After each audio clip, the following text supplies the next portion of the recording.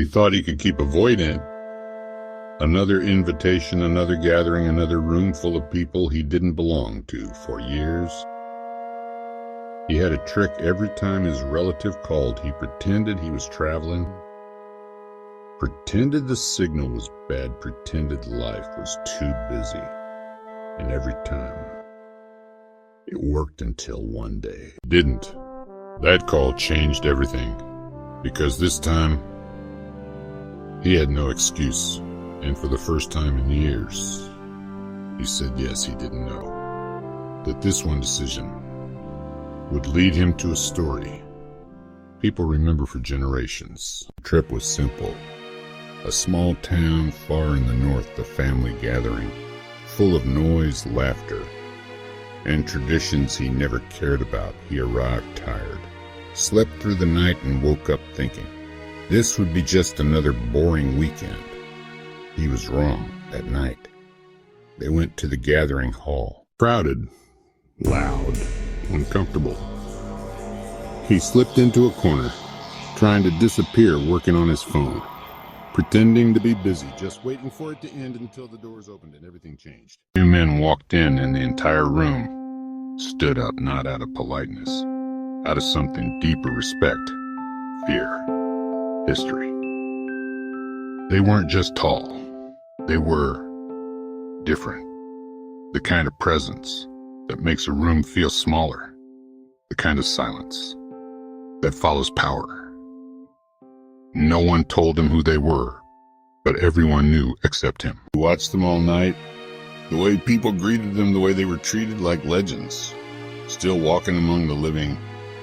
And that question stayed in his head later that night. He asked, who are they? And the answer he got was not simple, because those two men were the end of a story that began decades ago, a story of loss, of blood, of patience, and of a promise that refused to die. It started with the tribe, living in peace until the land turned against them. Drought, hunger, death.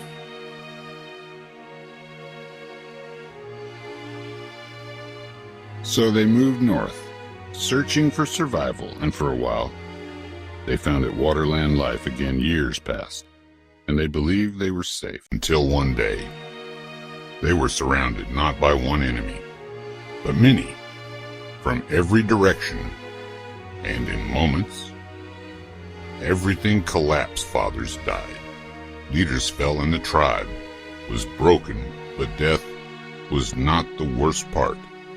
Was what came after. The survivors were not freed.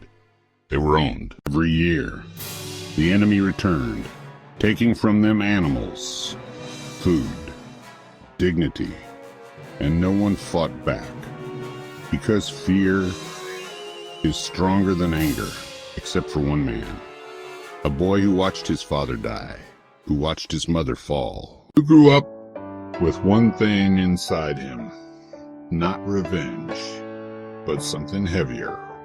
A promise. Years passed, and he had sons, 2 sons, and he raised them with one sentence, again and again, until it became part of them.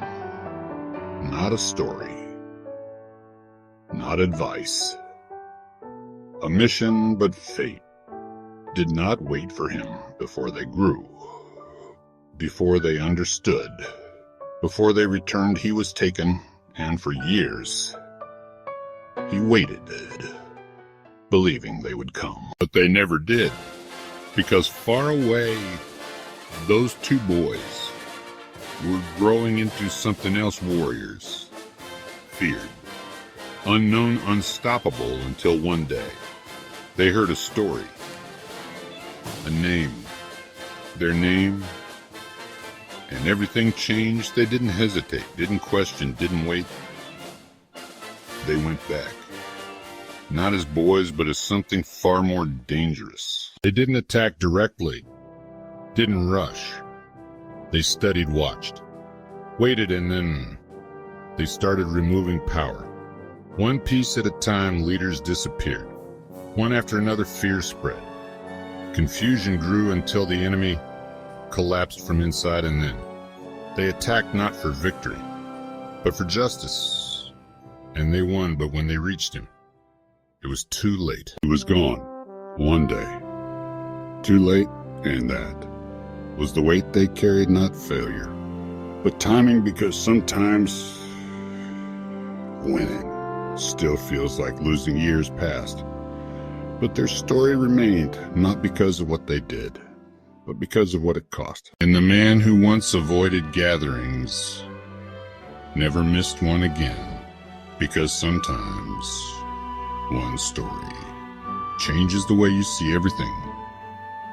If this story made you feel something, share it, because someone out there needs to hear it. And if you stayed till the end, leave a like. Not for the video, but for every person who came back too late to subscribe to Chapter 0. Because every ending has a beginning.